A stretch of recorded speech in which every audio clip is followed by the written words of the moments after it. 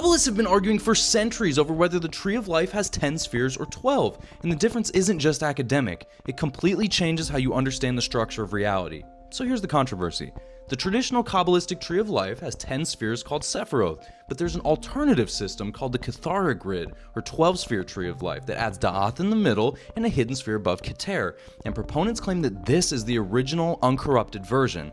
Now, the standard 10-sphere tree goes kathara at the crown, then chokmah and bina, followed by hesed and gabora, tiferet in the center, then netzach, hod, yesod below that, and finally malkuth at the bottom. Now, the 12-tree kathara grid keeps all 10 of these, but it adds da'ath, positioned between tiferet and kathara in what's called the abyss.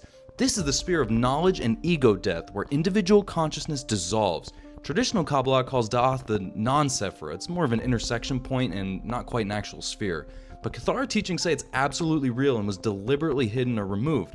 Then, to balance da'ath below, the kathara system adds a 12th sphere above kathara. Some call it the avatar level, or Ein Sof Or, the source point beyond the first emanation. This represents consciousness before it even begins to manifest. It's the absolute zero point from which kathara itself emerges. Now here's why this creates such massive controversy. Advocates of the 12 tree claim the 10-sphere version was intentionally corrupted or simplified. They argue that removing these two spheres, both the abyss of transformation and the source beyond God, was done to keep humanity from accessing their full spiritual potential. Some go further, claiming that the removal was a deliberate distortion by controlling forces who didn't want people to know the complete map of consciousness.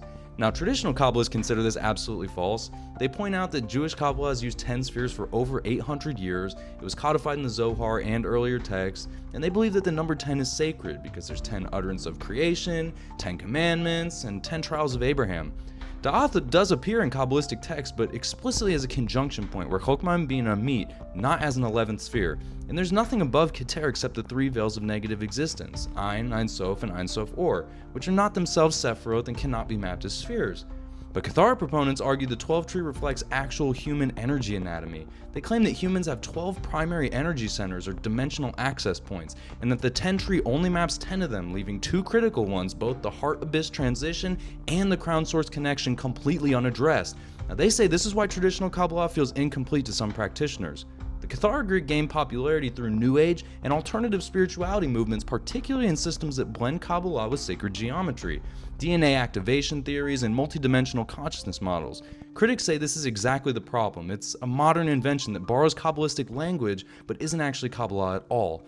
So, which is the true tree? Well, traditional Jewish mystics say 10 spheres, period. The kathara system is a 20th century invention with no historical basis. Kathara advocates say 12 spheres, and the historical record was either corrupted or reflects an incomplete teaching.